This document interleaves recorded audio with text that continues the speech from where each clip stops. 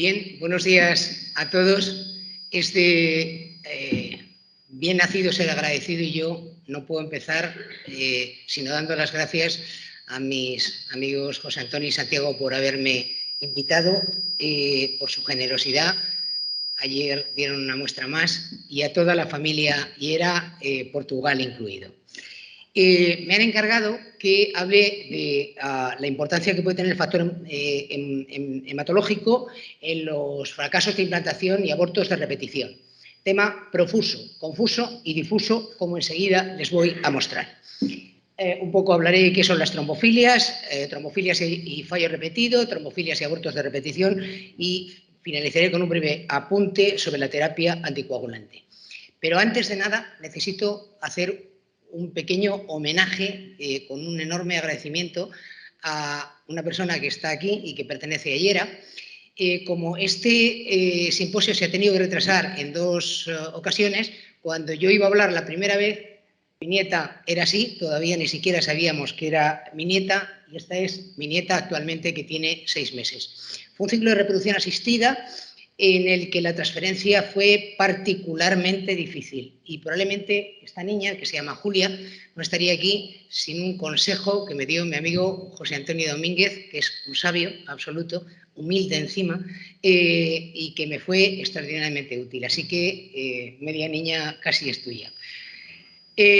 Comienzo haciendo un aserto. La mayor parte de los fallos repetidos de implantación se deben a aneuploidías embrionarias. Podría poner 100.000 ejemplos. Utilizo este de Paul Pirtea, en el que, como pueden ver, la tasa acumulada de embarazo después de hacer transferencia de embrión único en blasto euploide fue del 94%. Fíjense cómo las tasas de implantación van siendo progresivamente superiores, exactamente a la tasa de nacidos vivos, y lo que es más importante, la tasa de aborto después del primer set fue de 7,2, segundo 8,8, tercero 12,2, y no hubo diferencias significativas después de una regresión logística ajustada por edad. Esto sirve para decir que la mayor parte de los fracasos repetidos de implantación son de origen embrionario, y que además estos resultados desafían un poco todas las pruebas endometriales, a veces costosas, y las consiguientes terapias que se han venido utilizando para diagnosticar y tratar el fallo de implantación de origen endometrial. A pesar de esto que acabo de decir, lo que nuestras pacientes ven es exactamente esto. Aproximadamente un 20% de la infertilidad está asociada a trombofilia. La trombofilia es responsable del 50% de los abortos recurrentes. La fecundación in vitro multiplica el peligro de trombosis en el embarazo. Si tienes abortos de repetición y te hacen un ciclo de reproducción asistida, vas a tener un riesgo aún superior. Caramba. Vamos a ver. Todos los presentes, además de médicos, somos seres humanos. Y la parte más dura que tenemos es cuando tenemos que dar malas noticias, y además malas noticias como es el fallo de implantación, los abortos de repetición, en el que las herramientas que nos da la medicina basada en evidencia son muy limitadas. Frente a esto, podemos ser absolutamente honestos o podemos recurrir a algo que está en el inicio de la medicina. Se llama magia. La magia tiene dos beneficios. Uno, que si cuando tú la aplicas logras un éxito, la paciente siempre te va a estar agradecida porque ha tenido su niño gracias a tus maniobras orquestales en la oscuridad. Pero si no tienes éxito, podrás explicarle a la paciente que, a pesar de utilizar todo nuestro arsenal terapéutico, mire usted, no ha salido bien.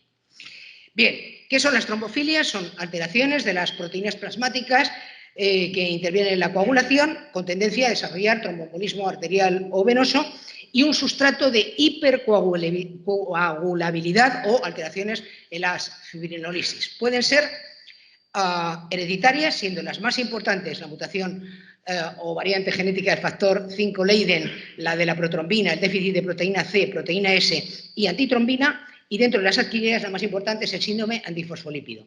Ya sé que esto parece una obviedad y que se lo saben, pero quiero dejarlo muy claro, porque son dos entidades, ¿vale?, totalmente diferenciadas. Bien, ¿Qué prevalencia tienen las trombofilias? Pues bien, las trombofilias hereditarias, la más importante o la más prevalente es el déficit de factor 5, la mutación de factor 5 Leiden, un 4,8, pero si hay antecedentes de tromboembolismo venoso, pues puede subir a 18, y dentro de las adquiridas, la presencia de anticuerpos antifosfolípidos, sobre todo de anticoagulante lúpico o de anticardiolipina.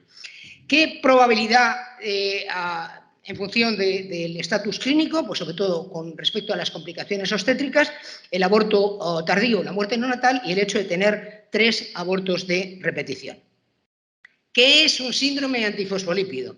Es una enfermedad autoinmune caracterizada también por el desarrollo de trombosis venosa o arterial con una morbilidad añadida durante el embarazo asociada a la presencia de anticuerpos antifosfolípidos. Hoy en día hay 3 anticuerpos antifosfolípidos que las sociedades internacionales reconocen, el anticoagulante lúpico, anticuerpos anticardiolipina y antibeta-2 glicoproteína 1. Tiene una prevalencia aproximada del 1 al 5%, va aumentando con la edad y a veces es más prevalente en otras conectivopatías como el Sjögren o la artritis reumatoide. Ya sé que se lo saben, pero es que es absolutamente fundamental, porque es que esto es justo lo que casi nunca se hace. Vamos a ver, ¿qué criterios diagnósticos, cómo se puede diagnosticar un síndrome antifosfolípido? Se necesita un criterio clínico y un criterio de laboratorio, mínimo. Y además, el criterio de laboratorio tiene que estar separado y ser positivo tras un intervalo de 12 semanas. Criterios clínicos, trombosis arterial, venosa o de pequeños vasos, una morbilidad en el embarazo que se la saben, tener uno o más fetos con pérdida fetal al menos en las 10 semanas de gestación, uno o más partos prematuros de fetos antes de la 34 semana por eclampsia, preeclampsia o insuficiencia placentaria y 3 o más abortos antes de la 10ª semana de gestación. Y, por supuesto, los clínicos, presencia de anticuerpos antifosfolípidos. ¿Cuántas veces han recibido ustedes mujeres provenientes de hematólogos diagnosticadas de síndrome antifosfolípido con una sola determinación de anticuerpos antifosfolípido? Bien, decirles que esto no está tan claro, pero no tengo tiempo para explicarme más. Está actualmente en revisión y está en fase 3 intentar encontrar unos nuevos criterios que puedan de alguna manera definir todavía mejor la parte del laboratorio del síndrome antifosfolípido. Trombofilias y fallo repetido de implantación. Bueno, habitualmente el mecanismo que se hipotetizaba es que debido a un defecto trombofílico pues había una trombosis de los vasos maternos con una perfusión disminuida dentro del espacio intervelloso que producía el fallo de implantación, el aborto de repetición, lo cual evidentemente también tenía su implicación en los tratamientos de reproducción asistida en forma de fallos de implantación o de abortos de repetición. Voy a comenzar con las fuentes, y las fuentes no son ginecológicas, son exactamente hematológicas. El metaanálisis que hace Dinicio en el año 2011 y que presenta en la revista Blood, una de las revistas punteras en hematología. Dinicio dice que con respecto a la trombofilia hereditaria, solo el factor 5 Leiden está relacionado con el fallo recurrente de implantación. Todos los demás, la mutación del gen de protrombina, la metiltetrahidrofolato reductasa, el déficit de proteína C y S y las deficiencias de antitrombinas, dice que no están relacionadas. Y sí dice que tiene relación la presencia de anticuerpos antifosfolípidos con el fallo de implantación, este es el forest plot, fundamentalmente cuando existen anticuerpos anticardiolipina. 2011, porque ya en el 2016... ¿veis? Lo que nos viene a poner de relieve en una revisión sistemática es que no existe una asociación entre el fallo repetido de implantación y las trombofilias, tanto congénitas. Me ha desaparecido el ratón. No, ahora. Esto lo he hecho solo, ¿eh? Trombofilias congénitas o adquiridas. Ningún tipo de relación, no hay mayor prevalencia. Y es más, añade, yo personalmente no hago un cribaje de trombofilias a mis pacientes con un fallo de implantación y no las prescribo heparina. Ata y Urman en el año 2018 hacen una revisión sistemática. Ninguna de las trombofilias comunes se asocia con fallos de implantación. La asociación es más que dudosa y la evidencia actual no respalda las pruebas o el tratamiento de rutina para las trombofilias en el contexto general de los tratamientos de reproducción ni en el fallo de implantación. Si van a poner ustedes heparina más o menos debido a ese teórico efecto beneficioso que va a tener, por favor, háganlo siempre dentro de un ensayo clínico. Revisión que realiza este señor y publica en Lupus en el año 2019. Hace una revisión extensísima y recoge 15 estudios que sugieren una asociación entre síndrome antifosfolípido y fallo repetido de implantación y otros 18 estudios que sugieren la no asociación.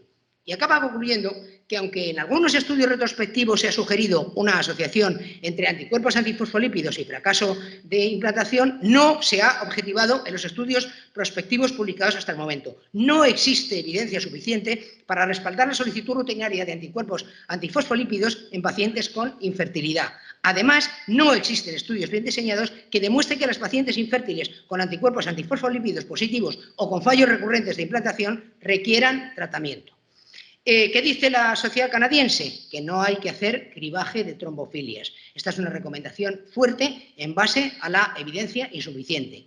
¿Qué dice la sociedad británica? Y ayer Rocío nos hablaba de lo de los semáforos que pone. Pues que en el momento actual no hay evidencia de que se tenga que hacer un cribaje de trombofilias en las pacientes que tienen un fallo de implantación, que es dudoso hacer un cribaje en aquellos casos donde hay anticuerpos antifosfolípidos. Que desde luego no hay evidencia para recomendar el tratamiento con heparina de bajo peso molecular y que no existe ningún tipo de estrategia específica de estimulación en las pacientes con fallo de implantación. ¿Qué dice la Sociedad Española de Fertilidad? Bueno, pues también se queda así un poco. Por supuesto, en las trombofilias hereditarias no hay que hacer cribaje y, en todo caso, en los casos donde hay anticuerpos antifosfolípidos, pues a lo mejor puede hacerse un cribaje y mandar heparina, como luego veamos, con aspirina. Pero sí dice, sobre todo, que en ausencia de trombofilia sí hay evidencia de que la terapia anticoagulante no es útil. Último metaanálisis de marzo del 22. Se analizan 921 estudios y solo 6 cumplen finalmente los criterios de inclusión. Eso indica que hay mucha paja en este asunto entre medias. Bueno, son 3.200 pacientes y, según la evidencia, no existe una reducción significativa, una correlación significativa entre los resultados de anticuerpos antifosfolípidos y resultados de la fecundación in vitro, ni en tasa de embarazo clínico, ni en tasa de aborto, ni en tasa de nacidos vivos. Por tanto, no se debería justificar la detección de anticuerpos antifosfolípidos en pacientes con fallo de implantación, aunque la R dice que sí se debe hacer, como luego veremos, en abortos de repetición. Nuestro amigo Chimo Yacer, que creo que está por ahí, si no le pondremos falta, acaba de publicar, junto con Chisco Fábregues, con Juancho García Velasco, con Checa, con Espinós, un DAFO con respecto a las trombofilias y el fallo repetido de implantación, fortalezas, amenazas, oportunidades, etcétera, y no hay evidencia que respalde una asociación entre trombofilia e infertilidad o fracaso de implantación. Las pruebas diagnósticas de trombofilias en este entorno pueden aumentar los costes con un beneficio potencial mínimo y conducir al uso inapropiado de anticoagulantes con posibles efectos nocivos. Se necesitan más estudios. A pesar de todo esto que les acabo de contar, en el año 2021 se publica una encuesta realizada a 735 ginecólogos y 300 embriólogos especialistas en reproducción y se les pregunta que si ante un fallo de implantación ponen algún tipo de tratamiento. Como pueden ver, el 96% sí pone algún tipo de tratamiento. ¿Y en base a qué lo pone? Sobre todo a la mutación de factor 5 Leiden, sobre todo en Europa, y a la mutación del gen de protrombina. Trombofilias y abortos de repetición. De nuevo tengo que incidir, la mayor parte de las causas de los abortos de repetición son aneuploidías embrionarias. ¿Qué dice el comité de la sociedad americana? Aunque se ha sugerido una asociación de trombofilias hereditarias y pérdidas fetales, los estudios prospectivos de cohortes no lo han podido confirmar. No se recomienda de rutina el estudio de pruebas de trombofilia en los abortos de repetición. Revisión sistemática y metaanálisis del IU del año 2021. Son 30.000 pacientes, 89 estudios. Ellos dicen que sí, hay un mayor riesgo de aborto de repetición dentro de las trombofilias heredadas en el déficit de factor 5 Leiden, en la mutación del gen de protrombina y en la deficiencia de proteína S. Y hacen la siguiente reflexión. Las embarazadas con trombofilia hereditaria presentan un mayor riesgo de abortos de repetición, pero siempre hay que considerar el cribaje de estas pruebas dentro de un contexto clínico, teniendo en cuenta otras variables, que es algo fundamental. ¿Por qué? Porque los abortos de repetición realmente forman un complejo causado por múltiples factores ambientales, genéticos, interacciones, y lo que estamos estudiando es la mutación de un gen. Probablemente sería mucho mejor intentar ver las interacciones que hay entre varios genes, incluyendo las condiciones ambientales. Por tanto, deben centrarse en polimorfismos, en interacciones gen-gen y en interacciones gen-ambiente, no en polimorfismos únicos. ¿Qué dice la Sociedad Española de Fertilidad? Que, por supuesto, en los abortos de repetición y trombofilia hereditaria no hay que hacer nada, ni hay que hacer cribaje, ni vale para nada el tratamiento anticoagulante, y que sí, en el síndrome antifosfolípido hay un estudio que viene a poner de relieve que añadir aspirina a baja dosis, 75-100 miligramos, con heparina de bajo peso molecular puede incrementar la tasa de nacidos vivos.